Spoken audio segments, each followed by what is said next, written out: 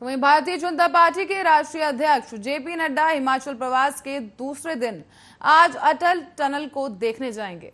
इस दौरान जेपी नड्डा सिरसू क्षेत्र में कुछ देर के लिए रुकेंगे और अपने 3 दिवसीय प्रवास पर हिमाचल पहुंचे जेपी नड्डा का आज दूसरा दिन है। आज वो पूर्व मुख्यमंत्री वीरभद्र सिंह से भी मिलेंगे और उनका हालचाल जानेंगे। बता दें कि दरअसल वीरभद्र सिंह हाल ही में कोरोना संक्रमित हो गए थे और कोरोना से जंग जीतकर वो घर लौटे हैं, जिसके बाद अब बीजेपी की ओर से चलाए जा रहे देशव्यापी वृक्षारोपण कार्यक्रम के तहत आज जेपी नड्डा पेड़ लगाने भी पहुंचेंगे, साथ ही पर्यावरण के संरक्षण का संदेश देंगे। बता दें कि पार्टी ने श्यामा प्रसाद मुखर्जी की जयंती को यादगार बनाने के लिए अनोखी पहल करते हुए 6 जुलाई को देश भर में प्रत्येक मतदान केंद्र पर पौधारोपण का कार्यक्रम तय कर दिया है। ऐसे में नड्डा सासे हेलीपैड में उतरने के बाद अटल टनल रोहतांग के लिए रवाना होंगे और वो कुल्लू में मंडी संसदीय क्षेत्र के कार्यकर्ताओं के साथ बैठक भी करेंगे। बैठक के दौरान जेपी नड्डा कुल्लू में मंडी सदस्य सीट और फतेहपुर जुब्बल खोटकाई में विधानसभा उपचुनाव जीतने के लिए टिप्स भी देंगे।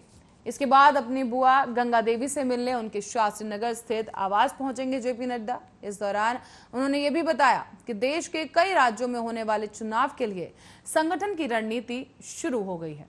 साथ ही जेपी नड्डा ने आगे जानकारी दी कि जुलाई में वो खुद चुनावी राज्यों का प्रवास करेंगे।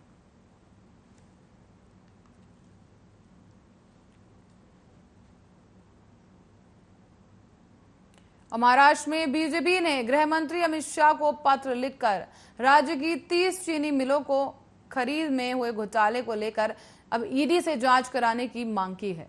खास बात यह है कि इसमें बीजेपी नेता और केंद्रीय मंत्री नितिन गडकरी के खरीदे गई विदर्भ के 2 चीनी मिलों के नाम भी शामिल है। साथ ही आपको बता दें कि केंद्रीय मंत्री नितिन गडकरी ने बंद पड़ी 2 सहकारी चीनी मिल खरीदकर किसानों को राहत पहुंचाने का काम कुछ साल पहले ही किया था। ऐसे में महाराष्ट्र बीजेपी इकाई के प्रमुख चंद्रकांत पाटिल में 3 जुलाई को गृह मंत्री अमित शाह को लिखे गए पत्र में 30 चीनी मिलों की जांच कराने की लिस्ट सौंपी गई है और उसमें वर्धा जिले के महात्मा सहकारी चीनी कारखाना और भंडारा जिले के वैनगंगा सहकारी चीनी कारखाना शामिल है। साथ ही आपको बता दें कि साल 2009 और 10 में बंद पड़े इन दोनों ही चीनी मिलों को नितिन गडकरी ने पूर्ति कंपनी के जरिए खरीदा था। दरअसल बंद पड़ी इन दोनों ही चीनी मिलों को बोली लगाने के लिए जब कोई सामने नहीं आया, तब इलाके के किसानों को संकट से बाहर निकालने के लिए नितिन गडकरी ने इन कारखानों को खरीदने को तय किया था। और आपको बताते चले कि ईडी के रडार पर जो चीनी मिल है उनमें मुख्य तौर पर वो चीनी मिलें शामिल हैं जिन्हें निजी कंपनियों ने खरीद लिया है और बाद में डिस्ट्रिक्ट कोऑपरेटिव बैंक से चीनी मिलों के लिए करोड़ों रुपए का लोन लिया है।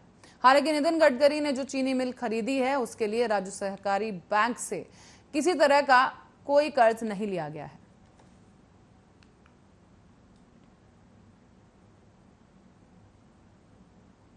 दिल्ली में अनलॉक की प्रक्रिया शुरू होने के बाद कई बाजारों में कोरोना प्रोटोकॉल का उल्लंघन देखने को मिल रहा है।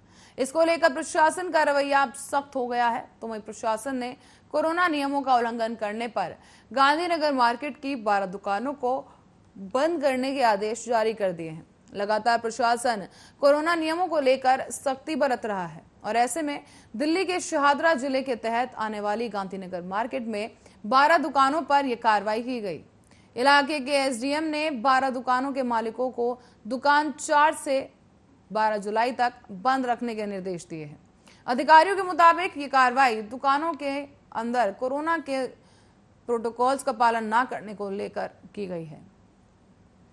बता दें कोरोना को देखते हुए इनएप्रोप्रिएट बिहेवियर का पालन जिस तरीके से यहां पर देखा गया उसके चलते ही ये कार्रवाई की गई। और आपको बता दें कि गांधीनगर मार्केट दिल्ली ही नहीं बल्कि देश का सबसे बड़ा रेडीमेड कपड़ों का मार्केट है और यहां पर पूरे भारत के कपड़ों का कारोबार चलता है।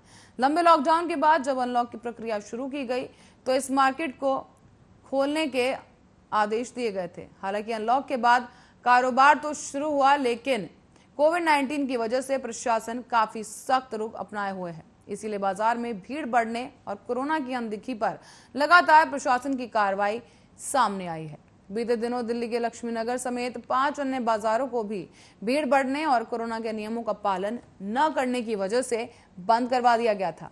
हालांकि एसोसिएशन और प्रशासन की बातचीत के बाद 3 दिनों में ही इन्हें खोलने की इजाजत दे दी गई। एसोसिएशन के द्वारा आश्वासन दिया गया था कि अब कोरोना गाइडलाइंस का पालन सख्ती के साथ कराया जाएगा।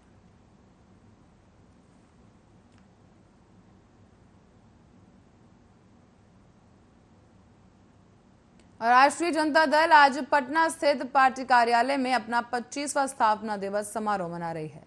इसमें कोरोना वायरस से बचाव की गाइडलाइंस का ध्यान में रखते हुए पालन किया गया है और पार्टी सुप्रीमो लालू प्रसाद यादव ने सांस्कृतिक सत्र के बाद औपचारिक उद्घाटन किया है।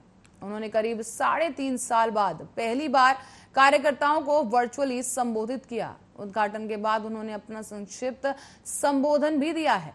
उन्होंने कहा कि राजद कार्यकर्ता विषम परिस्थितियों में स्थापना दिवस मना रहे हैं। उन्होंने रामविलास पासवान को श्रद्धांजलि भी दी।